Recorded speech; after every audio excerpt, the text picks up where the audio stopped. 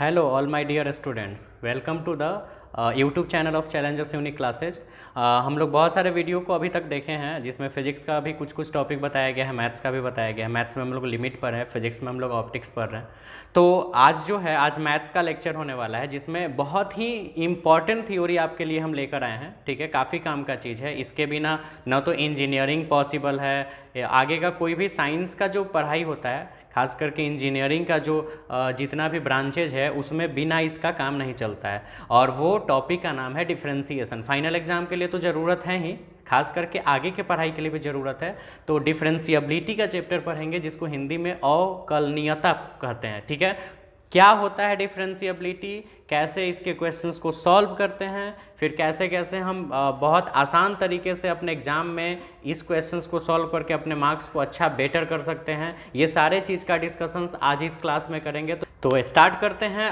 हम डिफरेंशिएशंस के टॉपिक को बहुत लंबा नहीं ले जाकर छोटे से थ्योरी में ही हम आपको इसका पूरा स्टोरी समझा देते हैं। ठीक है, बहुत बड़ा डिफिनीशन हम डिफरेंशिएबिलिटी का ना समझा के आपको एक वाक्य में, एक सेंटेंस में हम इसका मतलब आपको समझा देंगे। फिर इसके फॉर्मूला को प्रूफ करेंगे, इसके कितने कैसे कैसे इसको सॉल्व किया जाता है, कितने अनदर तरीके से इसको सॉल्व किया जाता है, वो सारे चीज़ को आज हम लोग पढ़ेंगे। ठीक है, चलो स्टार्ट करते हैं। तो आपके सामने ये टॉपिक लिखा हुआ है जिसका नाम है डिफरेंशिएबिलिटी, हिंदी में इसको अवकलनीयता कहते हैं। ठीक है, तो डिफरेंशिएबिलिटी है क्या, एक्चुअल में डिफरेंशिएबिलिटी है क्या, तो हम आपको क्या बताएं कि एक सेंटेंस में आपको हम डिफिनीशंस देंगे। तो वो सेंटेंस क्या है वो आप समझो, इसका डिफिनीशंस, वो सेंटेंस आपको क्या दिया जाएगा, द रेट ऑफ चेंज। ठीक है, इसमें थोड़ा सा हम चेंज करेंगे आगे जाके डिफिनीशंस में। अभी फिलहाल आप ये समझो the rate of change. The rate of change का मतलब क्या होता है, परिवर्तन, परिवर्तन का दर। आप समझ रहे हो कि ये चेंज का मतलब परिवर्तन होता है, रेट का मतलब दर होता है। ठीक है, अब रेट यानी दर क्या होता है, आप मार्केट में अक्सर जाते हो, आप बहुत सारा सामान खरीदते हो। जैसे आप अगर मान लो एप्पल ही खरीद रहे हो, सेब, तो सेब बताया जाता है कि इतना 50 रुपये प्रति केजी, है ना, 50 रुपीज़ प्रति पर केजी के दर से मान लो एप्पल बिक रहा है या सेब बिक रहा है। तो ये रेट है, यानी कि कहने का मतलब ये है कि हम यहाँ पे ये पता करने का कोशिश करते हैं कि प्राइस के अकॉर्डिंग, यानी कितना रुपया लग रहा है, प्राइस के अकॉर्डिंग मुझे कितना सामान मिलेगा। तो ये रेट है, यानी दर है कि इसके अकॉर्डिंग कितना। अगर मेरे पास 50 रुपया है तो मुझे कितना मिलेगा, अगर मेरे पास 100 रुपया है तो एप्पल कितना मिलेगा, अगर मेरे पास 150 रुपया है तो फिर एप्पल कितना मिलेगा। तो रेट कहने का मतलब यही होता है कि हम ये पता कर सके कि हमारे पास जो चीज है उसके रिस्पेक्ट में हम अनदर चीज को किस तरह से प्राप्त कर सकते हैं और कितना प्राप्त कर सकते हैं, कितना अमाउंट में प्राप्त कर सकते हैं, कितना मात्रा में प्राप्त कर सकते हैं, ये दर होता है। इसको इंग्लिश में रेट बोलते हैं। और परिवर्तन का दर मतलब वो रेट चेंज हो जाए। जैसे कि सपोज अभी सुबह में 50 रुपए प्रति केजी से वो एप्पल बिक रहा है, हो सकता है 1 घंटे बाद वो 55 रुपये प्रति केजी हो गया, 2 घंटे के बाद 60 रुपये प्रति केजी हो गया, 3 घंटे बाद कुछ और रेट बढ़ गया। तो ये चेंज हो रहा है, यानी कि 1 केजी का ही रेट हर एक घंटे पे चेंज हो रहा है। तो यहाँ पे जो चेंजिंग हो रहा है, आप देखो यहाँ पे प्राइस में जो चेंजिंग हो रहा है वो टाइम के अकॉर्डिंग हो रहा है, टाइम के रिस्पेक्ट में, है ना। टाइम जैसे जैसे बढ़ रहा है, हर एक घंटे पे वो 5 रुपया बढ़ा रहा है। तो ये किसी न किसी एक के रिस्पेक्ट में वो जो वैल्यू है वो बदल रहा है। इसी को बोलते हैं रेट ऑफ चेंज, यानी परिवर्तन का दर। तो परिवर्तन के दर का रियल मतलब यही हो गया कि किसी एक के रिस्पेक्ट में अगला चीज चेंज हो जाना। ठीक है, सपोज ऐसा हो सकता है, मान लो अभी काफी हम लोग लॉकडाउन में जो बैठे हुए कोरोना वायरस के कारण, सपोज उस पर हम आपको एक समझाते हैं। अगर मान लो किसी बॉडी में कोरोना वायरस, ठीक है, कोरोना वायरस 1 है, इंटर कर गया, बॉडी में इंटर कर गया, और अभी टाइम हम 0 ले स्टार्ट कर लेते हैं कि अभी एंट्री किया तो 0 टाइम में स्टार्ट कर लेते हैं। ठीक है, और उसके बाद हर एक सेकेंड में कोरोना वायरस जो है, ठीक है, वो अपने अकॉर्डिंग 2 एक्स्ट्रा बढ़ाते जा रहा है। यानी कि वायरस है तो वो बच्चे पैदा करते जा रहा है सपोज। ठीक है, तो 1 सेकेंड बाद उसका संख्या जो है वो 3 हो गया, फिर अगले 2 सेकंड बाद उसका जो संख्या है वो मान लो 6 हो गया, फिर उसके अगले सेकंड बाद फिर 9 हो गया, फिर उसके अगले सेकंड बाद 12 हो गया, फिर अगले सेकंड बाद 15 हो गया। आप सोचो यहाँ पे हर एक समय के अकॉर्डिंग, टाइम के अकॉर्डिंग जो है वो कोरोना वायरस के जनसंख्या में चेंजिंग आ रहा है, वो बढ़ रहा है। ऐसा भी हो सकता है कि घट जाए, हो सकता है कि टाइम के अकॉर्डिंग वो घटते जाए, 1000 हो गया, घटते घटते फिर 900 हो रहा है, फिर 800 आ रहा है, फिर 700 हो रहा है, ऐसे ऐसे खत्म हो गया। तो कुछ भी हो सकता है, बस बढ़े या घटे, क्योंकि चेंज का मतलब सिर्फ बढ़ना ही थोड़े हो सकता है, चेंज का मतलब बढ़ना भी हो सकता है और घटना भी हो सकता है। तो वैल्यू बढ़े या घटे, बस चेंज होना चाहिए, ठीक है। तो वैल्यू जब चेंज हो रहा है किसी एक वेरिएबल का, ठीक है, एक वेरिएबल का एक जो वैल्यू है वो चेंज कर रहा है किसी अनदर के अकॉर्डिंग। अब ये मत समझ लेना कि सिर्फ टाइम के अकॉर्डिंग ही चेंज हो सकता है, किसी और के अकॉर्डिंग भी चेंज हो सकता है। जैसे सपोज हम एक तालाब के किनारे बैठते हैं, हम लोग जितने भी हैं सब लोग का एक पर्सनल आदत क्या है, आप देखते होगे, जैसे हम लोग किनारे में बैठे तालाब के या नदी के किनारे, पानी रहता है वहाँ पे, तो हम लोग एक कंकर या पत्थर स्टोन उठा के और पानी में फेंक देते हैं। ऐसा अक्सर होता है, ये तो नॉर्मल है, ह्यूमन नेचर ही है, ये कर ही देता है लोग। तो जब आप पत्थर फेंकते हो तो आप देखना वहाँ पे एक वेव प्रोड्यूस्ड होता है, जैसे ही आप पत्थर फेंके वो वेव प्रोड्यूस होता है और वो वेव धीरे धीरे बढ़ते जाता है, देखा आपने, धीरे धीरे बड़ा होते जाता है।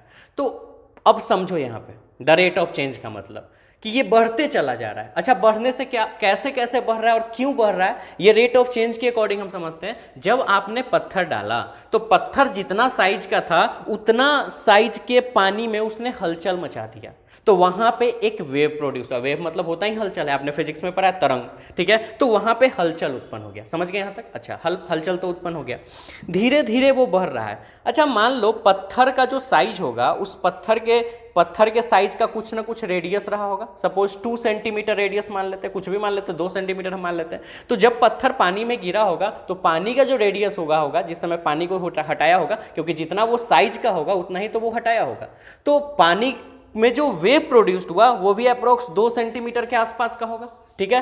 धीरे, अच्छा, आप 2 सेंटीमीटर का अगर एक सर्कल, वेव सर्कल के फॉर्म में ऐसा रहता है, तो अगर 2 सेंटीमीटर का एक सर्कल फॉर्म कर रहा है, तो सर्कल यानी वृत्त, तो उसका कुछ ना कुछ एरिया रहेगा, क्षेत्रफल है ना। 2 सेंटीमीटर रेडियस के सर्कल का कुछ एरिया रहेगा, एरिया आपको पता है पाई आर स्क्वायर, तो आर का वैल्यू 2 रख के हम अपना काम बना लेंगे, जो भी आ जाए, 4 पाई आ गया मान लो, ठीक है, 4 पाई सेंटीमीटर स्क्वायर, आर का वैल्यू जब 2 डाल दिए। लेकिन वो आप देखो, क्या वो वेव वहीं पे रुक जाएगा?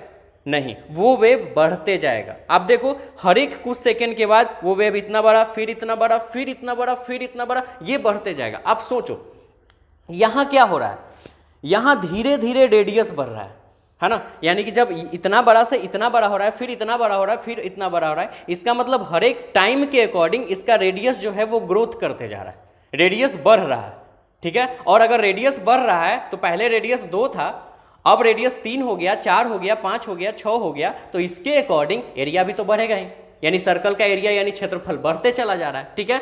तो अब आपको कोई क्वेश्चंस यहां पे पूछ दे, ठीक है, क्वेश्चंस ये पूछे कि रेडियस, उस सर्कल का रेडियस है ना, एक रेडियस 1 सेकेंड में 1 सेंटीमीटर बढ़ जा रहा है, रेडियस 1 सेकेंड में 1 सेंटीमीटर बढ़ जा रहा है, ठीक है।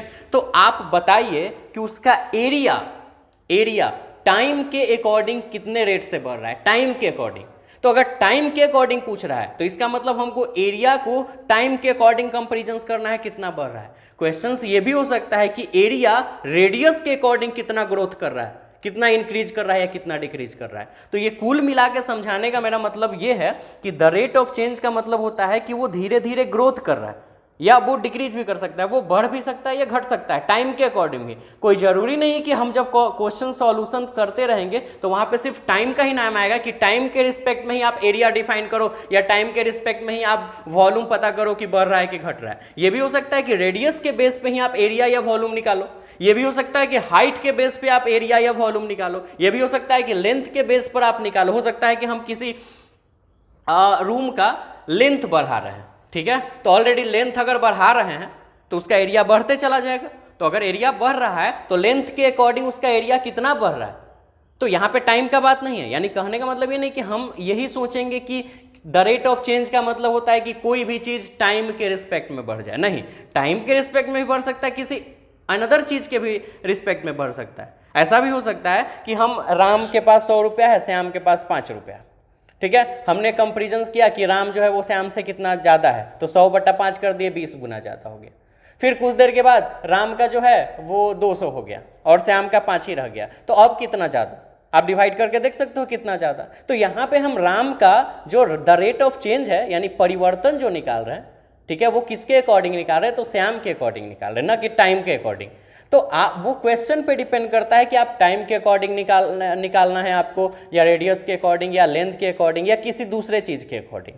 तो जो भी हो, किसी के अकॉर्डिंग निकालना हो वो अलग चीज़ है, किसी के रिस्पेक्ट में निकाल देना हो वो द रेट ऑफ चेंज, लेकिन निकालना तो मुझे रेट ऑफ चेंज ही है, यानी परिवर्तन का दर। और यही है डिफरेंशिएबिलिटी। डिफरेंशिएबिलिटी का मतलब ही है कि द रेट ऑफ चेंज, कोई एक वेरिएबल चेंज हो जाए, ठीक है, किसी दूसरे के अकॉर्डिंग, दूसरे के रिस्पेक्ट में वो चेंज हो जाए। हम कंपैरिजन कर रहे हैं कि तुम्हारे अकॉर्डिंग हम कितना चेंज कर गए, तो मेरा द रेट ऑफ चेंज हो गया, यानी मेरा द रेट ऑफ चेंज निकल गया, ठीक है, यानी परिवर्तन का दर। अच्छा, और कुल मिला के अब हम लोग ये समझे कि द रेट ऑफ चेंज का मतलब क्या हो जाता है, ठीक है। लेकिन हमने अभी बोला क्या था कि हम इसके ये जो लाइन है द रेट ऑफ चेंज, इसमें थोड़ा सा कुछ चेंजिंग करेंगे, और वो चेंजिंग क्या है थोड़ा देखते हैं। इसको मिटाते हैं, द को मैंने मिटाया है, ठीक है, सिर्फ द को मैंने मिटाया, द रेट ऑफ चेंज को वही छोड़ दिए, और फिर इंस्टैंटेनियस जोड़ते हैं, इंस्टैंटेनियस रेट ऑफ चेंज, यानी तात्क्षणिक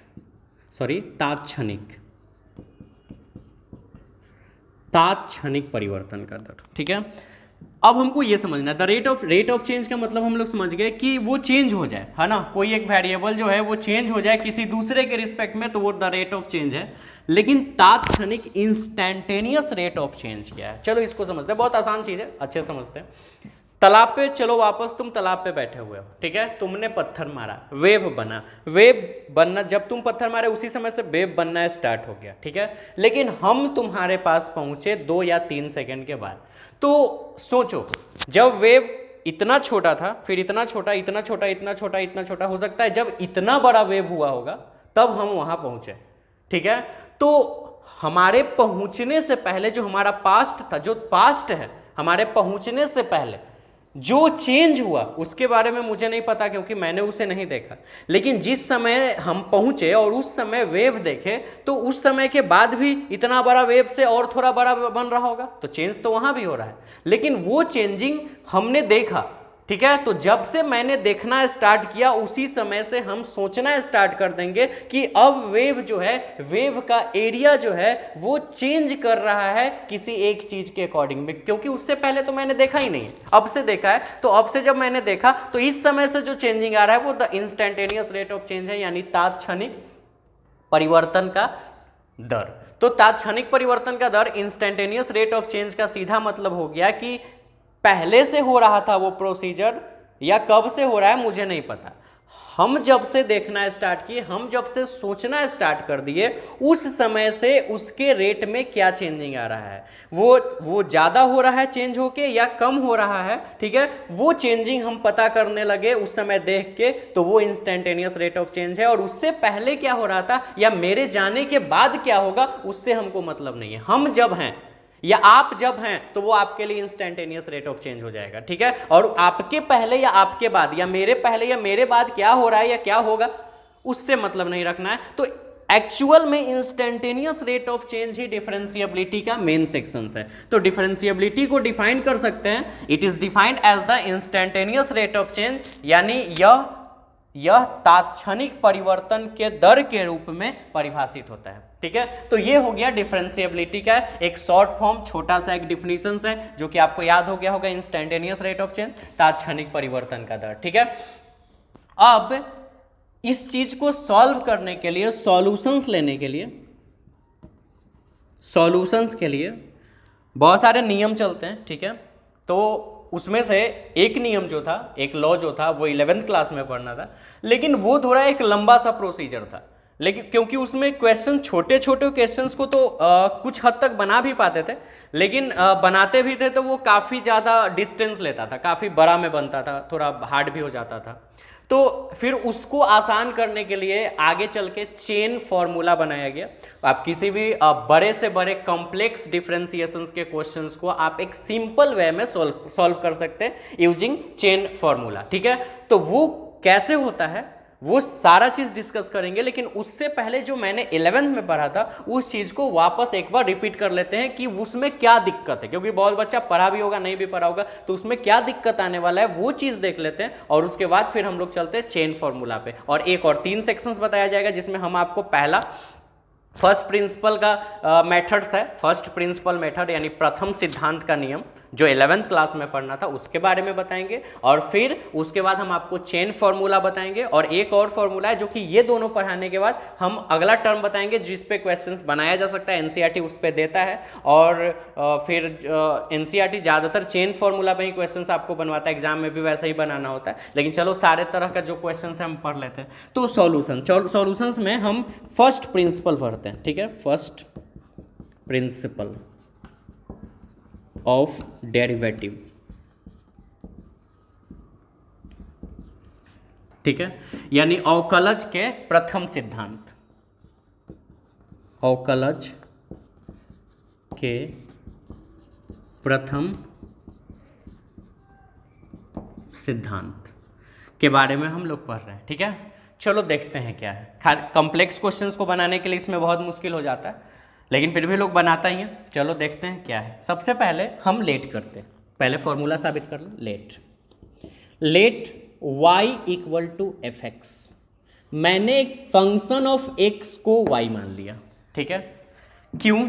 जैसे आपने कभी एक लीनियर इक्वेशन देखा होगा, 2x प्लस वाई बराबर 5, ठीक है, तो y बराबर 5 माइनस 2x, यानी y का वैल्यू 5 माइनस 2x आ गया। ऐसा आपने लीनियर इक्वेशन रेखीय समीकरण देखा जिसमें y बराबर 5 माइनस 2x आ गया।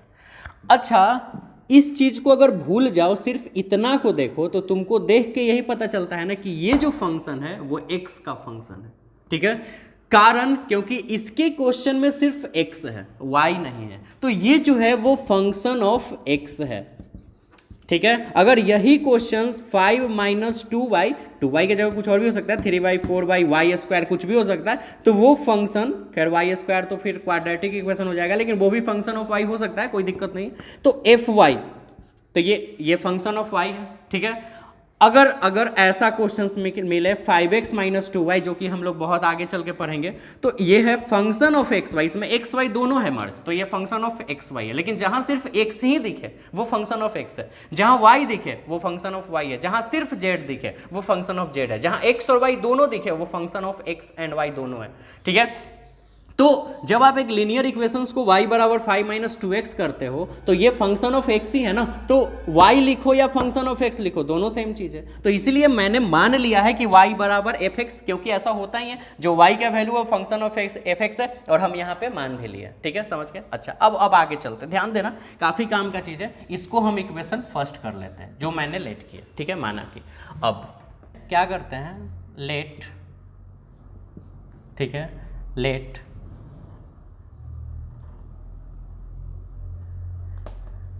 Delta x be a small change in x, ठीक है, and delta y is a corresponding change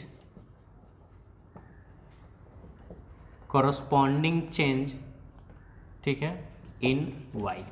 मैंने एक लाइन लिखा कि मान लेते हैं कि डेल्टा x भी है स्मॉल चेंज इन x, ये y और fx में डेल्टा x थोड़ा सा चेंज हो रहा है, क्योंकि द रेट ऑफ चेंज है, हम डिफरेंशिएबिलिटी पढ़ रहे हैं जिसमें द रेट ऑफ चेंज के बारे में ही पढ़ना है। तो द रेट ऑफ चेंज में मैंने एक इक्वेशन y बराबर fx लिया, जिसमें हम मान लेते हैं कि x में थोड़ा सा चेंजिंग हुआ, माइनर, थोड़ा सा बढ़ गया, ठीक है। घट जाता तो प्लस लिखते, अब घट जाता तो माइनस लिखते, और बढ़ जाएगा तो जोड़ देंगे, प्लस लिखेंगे। तो हम मान लेते हैं कि x में थोड़ा सा वैल्यू चेंज हो गया, छोटे वैल्यू को डेल्टा x से इंडिकेट करते हैं, और y में भी थोड़ा सा चेंजिंग हो गया, यानी x और y दोनों फंक्शंस में माइनर चेंजिंग आया है।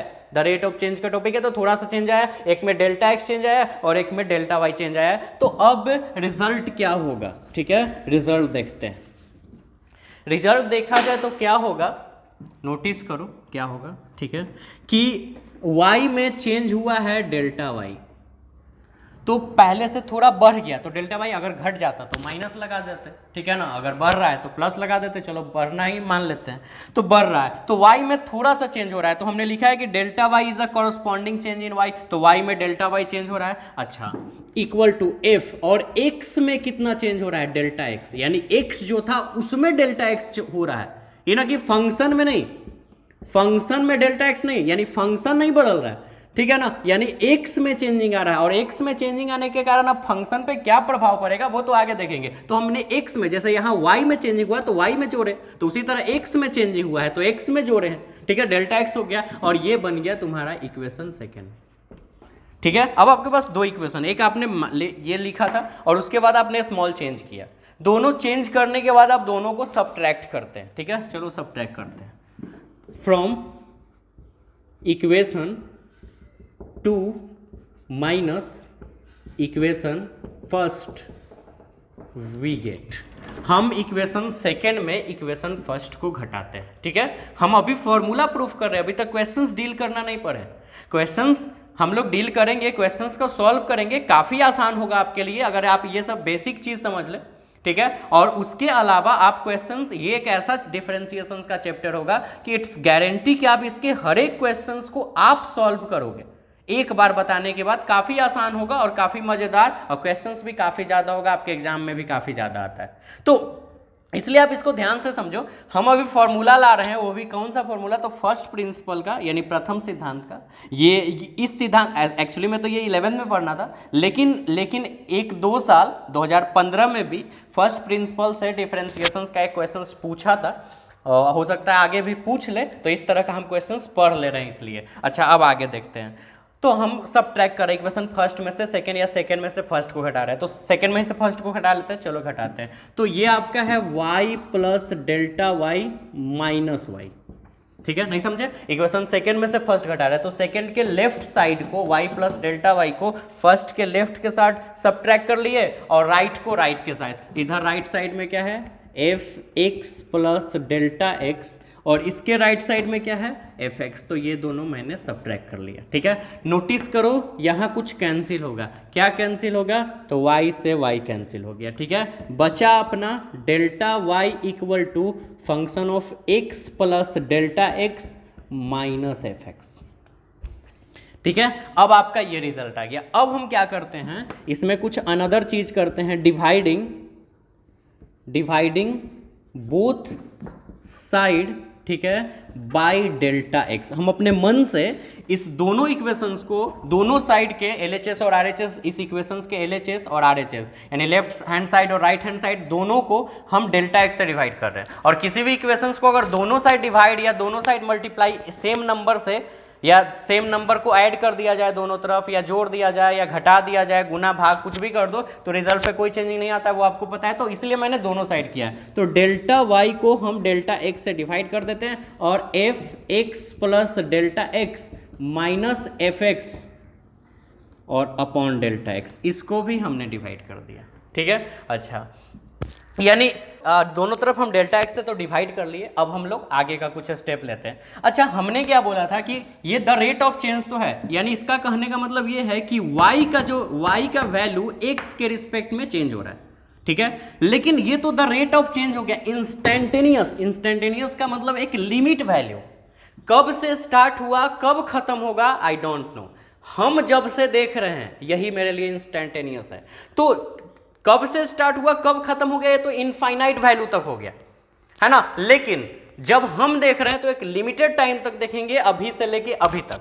तो इस क्वेश्चन को इंस्टेंटेनियस करने के लिए हम इसमें लगा देते हैं limit delta Y upon delta X, जहां delta X stand to 0, delta X को हम 0 के लगभग मान लेते हैं, यानी जो x में चेंजिंग आया है वो 0 नहीं है लेकिन 0 के करीब है। ऐसा हो सकता है कि चेंजिंग आया होगा 0.000001, तो वो 0 नहीं है लेकिन 0 के लगभग बराबर है, क्योंकि बहुत कम चेंजिंग हुआ है। तो हम मान लेते हैं कि x जो है वो 0 के करीब है, तो डेल्टा एक्स एक्सटेंड टू 0, और यहाँ जब इधर लिमिट लगा है तो इधर भी लिमिट लगाना होगा, डेल्टा एक्स एक्सटेंड टू 0। ठीक है, और ये हो जाएगा F X plus delta x minus F X upon delta x. ठीक है, देख लिया आपने ये चीज। अब देखो x का वैल्यू x के रिस्पेक्ट में y चेंज कर रहा है, ध्यान देना, x के रिस्पेक्ट में y चेंज कर रहा है, और वो भी एक लिमिट वैल्यू में, यानी इंस्टेंटेनियस। अगर y जो है वो x के रिस्पेक्ट में चेंज कर रहा है, यानी एक बात तो क्लियर हो गया, रेट ऑफ चेंज आ गया। अगर y चेंज हो रहा है x के रिस्पेक्ट में, राम बटा श्याम, तो राम चेंज हो रहा है श्याम के रिस्पेक्ट में, उसी तरह y बटे x है, तो अगर y जो है वो x के रिस्पेक्ट में चेंज हो रहा है, ध्यान देना y जो है वो x के रिस्पेक्ट में चेंज हो रहा है, तो वो द रेट ऑफ चेंज हो गया, रेट ऑफ चेंज हो गया। और उसमें एक लिमिट का टर्म लग गया, यानी कि लिमिट का मतलब इंस्टेंटेनियस, जब हमने देखा शुरू से लेके अंत तक नहीं, इनफाइनाइट वैल्यू नहीं, मैंने जब से देखना स्टार्ट किया तो इंस्टेंटेनियस भी आ गया। इसका मतलब rate of change, y change हो रहा है x के अकॉर्डिंग, और इसका मतलब इंस्टेंटेनियस, तो ये पूरा रिजल्ट जो हो गया इंस्टेंटेनियस रेट ऑफ चेंज, ठीक है। और इस इंस्टेंटेनियस रेट ऑफ चेंज को अब शॉर्ट में dy अपॉन dx कहा जाता है, ठीक है। लेकिन इससे पहले एक और चीज इसको आसान करने के लिए कर लेते हैं, लेट कर लेते हैं कि delta x equal to h।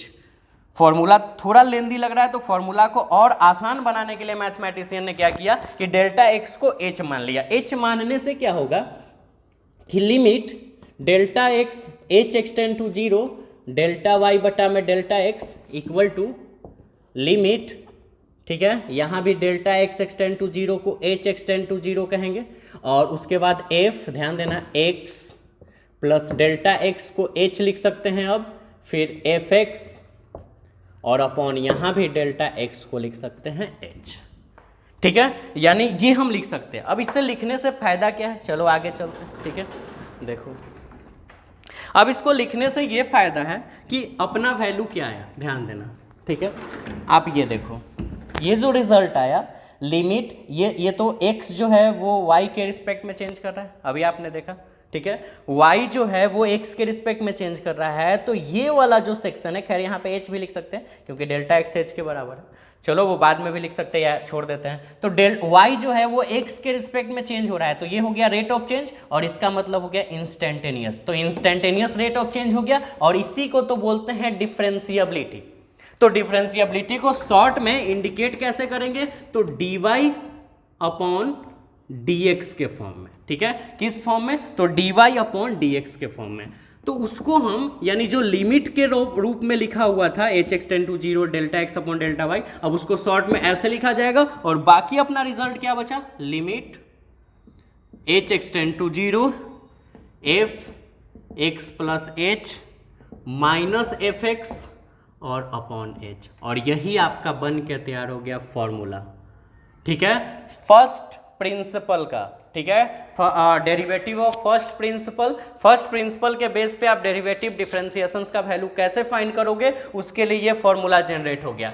कैसे क्वेश्चन सॉल्व होगा वो भी हम आपको बताते हैं, लेकिन उससे पहले एक और चीज ध्यान देना, वो क्या कि डिफरेंशिएशन जैसे y dy अपॉन dx है, ठीक है, तो इसको बोले derivative of y with respect to x, यानी x के रिस्पेक्ट में y का डेरिवेटिव, ठीक है, यानी हिंदी में y का अवकलन x के सापेक्ष, x के सापेक्ष आपने y का अवकलन निकाला। अच्छा, इस चीज को dy बाई dx को ऐसे ना इंडिकेट करके, ठीक है, आप f डैश x से भी इंडिकेट कर सकते हैं, ठीक है। यानी dy बाई dx अगर किसी फंक्शंस का आप डिफरेंशिएशन निकाल रहे हो, तो अगर आप उसको y माने हो तो dy बाई dx लिखोगे डिफरेंशिएशन निकालने पे, और अगर तुम fx माने हो तो डिफरेंशिएशन निकालने पे f डैश x लिखोगे। यानी तुम ऐसे इंडिकेट करो, ऐसे इंडिकेट करो, या तुम ऐसे इंडिकेट कर दो, या तुम ऐसे इंडिकेट कर दो, कोई दिक्कत नहीं है। तुम dy बाई dx लिख दो, या f डैश x लिख दो, या y डैश लिख दो, या y1 लिख दो। अगर तुम दोबारा डिफरेंशिएशन निकालो उसका भी हम बताएंगे, डबल डैश लगा के इंडिकेट किया जाता है, लेकिन वो आगे। अभी आप समझो, अगर सिंगल बार हम एक बार किसी क्वेश्चंस को डिफरेंशिएट किए हैं किसी के रिस्पेक्ट में, जैसे यहां हम y को डिफरेंशिएट किए हैं x के रिस्पेक्ट में, तो हम इसको dy बाई dx लिख सकते हैं, या f डैश x लिख सकते हैं, या y डैश लिख सकते हैं, या y1 लिख सकते हैं, ठीक है। अच्छा, अगर हम इसी क्वेश्चंस को दो बार डिफरेंशिएट करते हैं तो हम इसको लिखते d2y बटे dx स्क्वायर। दो बार कैसे करेंगे वो आगे बताएंगे। इसको डी स्क्वायर नहीं पढ़ेंगे, इसको d2 पढ़ेंगे क्योंकि दूसरा बार हो रहा है, तो d2y, इसको स्क्वायर पढ़ेंगे, d2y बटे dx स्क्वायर, ठीक है। अच्छा अगर 3 बार करते तो लिखते d3y, 3 क्यू नहीं, d3y अपॉन dx क्यू। 4 बार करते तो d4y अपॉन dx के पावर 4। अच्छा उसी तरह f डबल डैश x लिख सकते हैं, जैसे f डैश x लिखते थे। y डैश को y double dash, double differentiation अगर कर रहे हैं, या हम y2 लिख सकते हैं। इसी तरह 3 बार अगर करें तो f triple dash x, y triple dash या y3। यानी आप फर्स्ट डिफरेंशिएशन, अगर आप किसी फंक्शंस को एक बार डिफरेंशिएट कर रहे हो तो आप इसमें से कोई भी इंडिकेशन ले सकते हो। सेकेंड बार कर रहे हो तो इसमें से कोई ले लो, थर्ड बार करना है कोई इससे ले लो। इस तरह से डिफरेंशिएट को हम इंडिकेट करेंगे। और ये रहा अपना फॉर्मूला। फॉर्मूला के बेस पे क्वेश्चंस कैसे डील करेंगे, चलो एक क्वेश्चन हम आपको बना के दिखाते हैं, फिर आगे चेन रिएक्शंस पढ़ाएंगे, चेन फॉर्मूला पढ़ाएंगे, लेकिन वो भी आगे आएगा। पहले ये वाले पे क्वेश्चंस बना लेते हैं। चलो स्टार्ट करते हैं। एक एग्जाम्पल लेते हैं, ठीक है। एग्जाम्पल में एक क्वेश्चंस ले लेते हैं एक्स स्क्वायर, ठीक है, एक्स स्क्वायर। क्वेश्चंस को बनाने के लिए, कोई भी क्वेश्चंस को डिफरेंशिएट करने के लिए, ठीक है, फर्स्ट ऑर्डर प्रिंसिपल पे अगर आप इसको डिफरेंशिएट कर रहे हो तो आप इसको लेट कर लेना एफ एक्स। हर एक क्वेश्चंस को एफ एक्स लेट कर लेना, आपके लिए आसान हो जाएगा। तो F X equal to X square, क्योंकि क्वेश्चन एक्स स्क्वायर है और एफ एक्स मान लिया, ठीक है, हर एक क्वेश्चंस में। फॉर्मूला देखो, इस पूरे फॉर्मूला में मुझे D Y by D X का तो वैल्यू निकालना ही है, और ये तो रहेगा ही, इसको थोड़े लिखना, ये तो लिखते चला जाएगा, इसका वैल्यू थोड़े निकालना है, वो तो बाद में देखेंगे। अच्छा हमको ये 3 चीज चाहिए, एच चाहिए, जो कि चाहिए ही नहीं, एच एच ही रह जाएगा, क्वेश्चन में देखा जाएगा एच को क्या करना है। चाहिए क्या, एफ एक्स। एफ एक्स मतलब क्वेश्चन, फंक्शन ऑफ एक्स, जो क्वेश्चन होगा वो एफ एक्स होगा। और उसके बाद क्या चाहिए, एफ एक्स प्लस। यानी आपको सिर्फ 2 ही चीज चाहिए, एक एफ एक्स चाहिए और एफ एक्स प्लस एच चाहिए। और आपको ये भी पता होगा कि एफ एक्स निकालने का जरूरत नहीं है, एफ एक्स क्वेश्चन में दिया हुआ रहेगा, है ना, जो क्वेश्चन होगा वो एफ एक्स होगा। और बस एक चीज निकालना है, F X plus H, question में पुट कर दो, लिमिट आता ही है बनाने, बना दो, आगे आंसर। चलो देखते हैं कैसे। एफ एक्स आपके पास दिया हुआ है, एफ एक्स प्लस एच, दे ध्यान दो, फिर से बोलते हैं, तुमको सिर्फ एक चीज का वैल्यू पता करना, x plus H, F X का वैल्यू नहीं, क्योंकि एफ एक्स क्वेश्चन ही है। क्वेश्चंस को एफ एक्स मान लो, उसके बाद एक्स प्लस एच निकाल दो और फॉर्मूला पे पुट करके सॉल्व कर दो, आंसर खत्म। चलो देखो कैसे। सोचो, जब एफ एक्स है तो एक्स स्क्वायर है, एफ वाई होता तो वाई स्क्वायर होता, एफ जेड होता तो जेड स्क्वायर होता, यानी जो यहां होता उसका स्क्वायर चढ़ जाता। तो उसी तरह एफ एक्स प्लस एच है तो एक्स प्लस एच का होल स्क्वायर हो जाएगा ना, ठीक है। देखो यहाँ x है तो एक्स स्क्वायर, y है तो Y square, x plus H है तो एक्स प्लस एच का होल स्क्वायर। अगर 2 रहता तो 2 का स्क्वायर, 3 रहता 3 का स्क्वायर, 3 माइनस वाई रहता था 3 माइनस वाई का होल स्क्वायर। अगर एफ एक्स बराबर एक्स क्यू होता, एक्स क्यू, तो एफ वाई बराबर वाई क्यू, एफ जेड बराबर Z Q, F 2 plus Z बराबर तो 2 प्लस जेड का क्यू। जब हम ये कर लिए, समझ गए यहां तक बात, अब हम इसको सॉल्व कर लेते हैं। तो a प्लस बी का होल स्क्वायर, तो A square plus 2ab plus B square, ठीक है, मैंने सॉल्व कर लिया। ये तो मुझे पता ही होता है, और ये बस निकालना है, तो बहुत सिंपल है ना, इस हाथी घोड़ा थोड़े उठाना है, इसमें नॉर्मल सा बात है। उसके बाद ये क्वेश्चन फॉर्मूला देखो, तो फॉर्मूला क्या है कि हमको घटाना होता है, एफ एक्स प्लस एच में से एफ एक्स घटा लेते हैं। तो आप फॉर्मूला पुट करके भी घटा सकते हैं, या पहले भी घटा लीजिए। पहले घटा लोगे तो थोड़ा सा आसानी से घट जाएगा, नहीं तो बार बार 10 बार लिमिट लिखना पड़ेगा। तो पहले ही घटा लो, क्या करो, एंड, ठीक है, F X plus H minus F x, चलो घटाओ, तो x square plus 2x H plus H square में से एफ एक्स घटाएंगे, यानी एक्स स्क्वायर घटाएंगे, एक्स स्क्वायर से एक्स स्क्वायर कट गया, बच गया 2x H plus H square. बस यही करना है, यानी क्वेश्चन को एफ एक्स मान लो। उसके बाद एफ एक्स प्लस एच में एफ एक्स प्लस एच जो है उसको वैल्यू निकालो, तो एक्स के जगह एक्स प्लस एच क्वेश्चंस के अकॉर्डिंग रख के सॉल्व कर लेंगे, घटा देंगे, फॉर्मूला पुट कर लेंगे। एक दो क्वेश्चंस में आपको बहुत अच्छे से समझ में आएगा। चलो अकॉर्डिंग टू फॉर्मूला, ठीक है, चलो देखते हैं। फॉर्मूला क्या है, D Y upon D X बराबर limit H extend to 0 F X plus H minus F X upon H. ये फॉर्मूला याद हो जाना चाहिए आपको, ठीक है। अच्छा, उसके बाद limit h extend to 0 F X plus H minus F X को मैंने सॉल्व किया है। हालांकि आप नहीं भी ये निकालते तो आप यहाँ पुट करके निकाल ही सकते थे, पहले निकाल लिए तो आराम हो गया, बस रखना होगा वैल्यू। तो इसको घटा के हमने लाया है 2x H plus H square by H, ठीक है। अच्छा, अब इसको सॉल्व करते हैं। क्या h का वैल्यू डायरेक्ट 0 रख दे? नहीं, याद है ना लिमिट का कंटिन्यूटी में मैंने बताया था लिमिट के सेक्शन में कि किसी भी हाल में लिमिट के क्वेश्चंस में नीचे जीरो नहीं आना चाहिए, यानी डिनोमिनेटर हर में जीरो नहीं आना चाहिए। अगर जीरो आ रहा है तो कुछ ऐसा उपाय करो कि जीरो ना आए। और हम आपको एक और ट्रिक बता देते हैं कि इस पूरे क्वेश्चंस डिफरेंशिएशन के किसी भी क्वेश्चंस में फर्स्ट प्रिंसिपल का मेथड्स आपको लगाना है तो उस मेथड्स में आप ध्यान रखिएगा कि हर सिचुएशंस में आप देखो फॉर्मूला में ही पता है कि नीचे हमेशा h है, फॉर्मूला में ही है h नीचे और h का वैल्यू जीरो के एक्सटेंड में जा रहा है। तो अगर h zero h extend to zero तो तुम h का वैल्यू जब भी यहां नीचे जीरो रख दोगे नीचे जीरो आ जाएगा और लिमिट का सेक्शन खत्म हो जाएगा, क्योंकि नीचे जीरो नहीं आना चाहिए। तो कुल मिला के कहने का मतलब ये है ना कि जब क्वेश्चंस फॉर्मूला खुद नीचे h रखा है और h का वैल्यू भी जीरो रखा है, ठीक है, तो किसी भी हाल में हमको इस h को हटाना होगा। यानी यही तो बात है, डिफरेंशिएशंस के क्वेश्चन में सॉल्व जब करोगे तो तुमको कोई एक ऐसा उपाय लगा देना है कि नीचे वाला h ही खत्म हो जाए।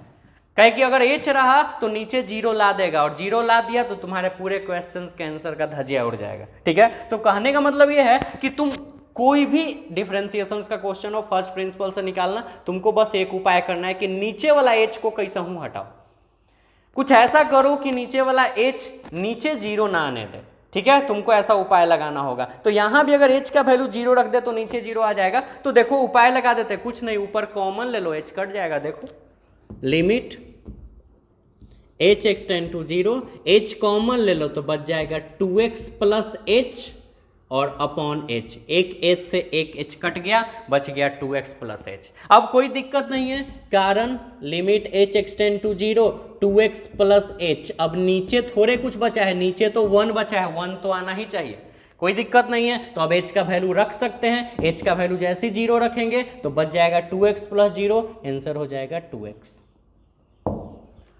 ठीक है, तो ये अपना आ गया 2x। अच्छा, हमको अगर शॉर्ट में बनाना होता है ना तो 2 लाइन में बना देते, चेन फॉर्मूला अगर यूज करें तो 2 लाइन में ही क्लियर या मन में ही आंसर क्लियर। लेकिन ऐसे वाले मेथड्स में इतना बड़ा हो रहा है, इतनी सुन क्वेश्चंस इतना बड़ा सॉल्यूशन, जबकि एक लाइन में बनना चाहिए। तो उसके लिए चैन फॉर्मूला, चैन मेथड लगाया गया है, जो कि आगे हम आपको पढ़ाएंगे। तो सोचो जो क्वेश्चंस चेन मेथड से एक पेज का बने तो वो इस मेथड से कितने पेज का बनेगा। जो चेन मेथड से एक लाइन में बन रहा है इस मेथड से इतना में बन रहा है। तो चेन मेथड से अगर एक पेज में बने तो फिर इस मेथड से कितना पेज में बनेगा, तो काफी वो मुश्किल कर देगा। ठीक है, तो आप एक क्वेश्चन समझ गए, एक और क्वेश्चन हम आपको समझाते हैं, फिर आपको होमवर्क देंगे बनाने के लिए। हम लोग अब सेकंड क्वेश्चन देखते हैं। 3 क्वेश्चन हम आपको बताएंगे, एक बता चुके हैं, 2 और बताते हैं, फिर आपको होमवर्क देंगे और आपको बनाना है। ठीक है, उसके बाद फिर आगे जो होगा वो पढ़ा जाएगा। चले देखते हैं। सबसे पहले मैंने क्या बोला कि क्वेश्चंस जो होगा उसको एफएक्स लेट कर लेना है। ठीक है, यहाँ तक तो हर एक बच्चा कर सकता है। अच्छा, उसके बाद जब लेट कर लेना तो निकालना सिर्फ एक के को तो चीजें निकालना है, x प्लस h, है ना, क्वेश्चन फॉर्मूला के अकॉर्डिंग सब में यही निकालना है। और निकालना कैसे है, तो जहां जहां x है वहां x प्लस h रख दो। चलो रखो, तो देखो सब fx बराबर x स्क्वायर है, हमको fx ना निकाल के x प्लस h लिखना है, यानी कि x के जगह पर x प्लस h लिखना है। तो x स्क्वायर तो x प्लस h का होल स्क्वायर। ठीक है, फिर 2 तो x के जगह x प्लस h और प्लस 5। ठीक है ना, x को तो x प्लस h, 2 तो 2 छोड़ दिए और x के जगह x प्लस h, 5 को तो ऐसे लिखेंगे ना, x वहाँ तो है ही नहीं तो 5 ऐसे ही हो गया। चलो सॉल्व करो, तो x a square plus 2ab plus b square, इसको मैंने सॉल्व कर लिया। फिर इसको भी सॉल्व करो तो क्या हो जाएगा, 2x प्लस 2h अब प्लस 5, है ना। अब यहीं पे घटा देते, आपको बताएं कि घटा लोगे तो आसान हो जाएगा, नहीं तो थोड़ा बड़ा लिखाएगा, है ना, वहाँ पे भी कर सकते हो। चलो घटा लो, इसमें से इसको घटा लेना है सिर्फ। x square plus 2xh plus h square plus 2x plus 2h plus 5, इसको मैंने लिख दिया। इसमें से आपको घटाना है इसको। ठीक है, चलो माइनस करो, ये सब माइनस में हो जाएगा ना क्योंकि घटा रहे हैं। तो x square minus 2x minus 5, देखो कुछ ना कुछ कटेगा। तो x स्क्वायर से x स्क्वायर कैंसिल, 2x से 2x कैंसिल और 5 से 5 कैंसिल, क्योंकि सब प्लस और माइनस में था। अब नाउ अब फॉर्मूला लगा देते हैं according to formula, dy upon dx equal to limit h extend to zero. Formula याद होना चाहिए, x plus h minus F X upon H. नीचे से सिर्फ एच हटाना है, पहले वैल्यू तो रख लें। लिमिट एच एक्सटेंड टू 0, ठीक है। अच्छा, F X plus H minus F X का वैल्यू आपके सामने लाए थे हम, 2xh plus H square plus 2h और अपॉन एच। नीचे से एच हटना चाहिए, नीचे से बस एच हटा दो, बात खत्म। नीचे से एच हटाने के लिए एच कॉमन ले लो, हो गया काम। हाँ चलो लो, तो limit h extend to 0, h जैसी कॉमन लोगे तो 2x प्लस एच प्लस 2 बच जाएगा, नीचे h से h कैंसिल, ठीक है ना। अब तो h का वैल्यू रख ही सकते हैं क्योंकि नीचे तो h कट ही गया, नीचे तो 1 बच गया, तो रख दो h का वैल्यू 0। जैसे h का वैल्यू 0 रख दोगे तो h 0 हो जाएगा, बच जाएगा 2x प्लस 2। ये तुम्हारा डिफरेंशिएशन निकल गया इसका, ठीक है। तो ऐसे क्वेश्चन सॉल्व कर सकते हैं। एक और क्वेश्चन हम आपको बताते हैं किस तरह से सॉल्व करना है, ठीक है। 3rd नंबर क्वेश्चन करते हैं, फिर हम आपको होमवर्क देते हैं और आपको बनाना है, क्योंकि आगे आपको ये डिफरेंशिएशन बहुत आसान लगेगा, बहुत ज्यादा आसान, लेकिन तब जब आप शुरू से बनाना स्टार्ट करोगे, नहीं तो ये बहुत भारी हो जाएगा आपके लिए, ठीक है। तो चलो, रिक्वेस्ट है कि आप बनाया कीजिए।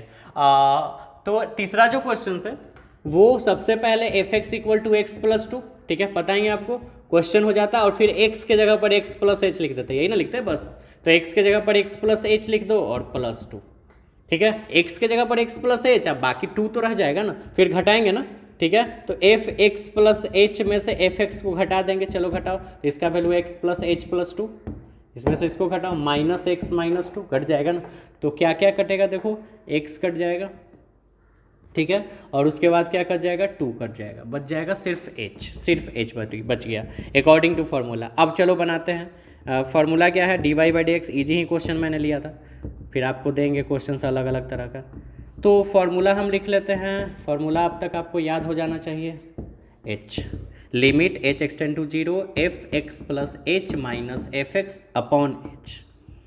तो limit h extend to 0 F X plus H minus F X का वैल्यू आपने निकाल लिया, h बाई एच कोई दिक्कत नहीं कर रहा है क्योंकि h से h कट जाएगा, ठीक है। तो नीचे वाला h तो ऐसे भी हटना चाहिए और हट गया, तो बच गया सिर्फ 1, रिजल्ट 1 ही रह जाएगा ना, क्योंकि h का वैल्यू 0 तब रखना होता जब h 0, यहाँ h होता है, h तो है ही नहीं, तो आंसर 1 हो गया। तो ये आपका आंसर हो गया, ठीक है। अब आप कुछ क्वेश्चंस को सॉल्व करके लाओगे, ये आप स्क्रीनशॉट ले लो, कुछ क्वेश्चंस आपको बनाना है, ठीक है। कौन कौन सा क्वेश्चंस बना के लाना है वो देखो, हम आपको होमवर्क देते हैं, ये मिटाते हैं और यहीं पे होमवर्क देते हैं। हम आपको 5 क्वेश्चंस देंगे और ये 5 क्वेश्चंस आपको बनाना है, ठीक है, किस तरह से, ठीक है।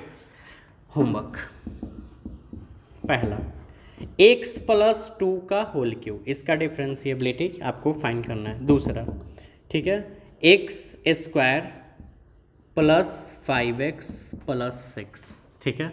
तीसरा, x माइनस 8, ठीक है। चौथा क्वेश्चन 2x माइनस 3 का होल स्क्वायर, याद रखना माइनस प्लस में गड़बड़ मत होना, है ना, ध्यान से केयर करके। एंड एक और लास्ट क्वेश्चन बनाते हैं, x square minus 6x plus 8। आपको इतना क्वेश्चन सॉल्व करना है। 5 क्वेश्चंस का फर्स्ट प्रिंसिपल के मेथड से, यानी प्रथम सिद्धांत के नियम से डिफरेंशिएबिलिटी को फाइंड करना है, और ये सब बच्चा को ये क्वेश्चन सॉल्व करके हमको व्हाट्सएप पे भेजना है। आप किसी भी हाल में ये आपको भेजना है, ठीक है, क्योंकि हम आपके लिए मेहनत कर रहे हैं, तो आपका वो रिजल्ट चाहिए, तो आप होमवर्क हमको जरूर ये बनाकर भेजिए व्हाट्सएप पे।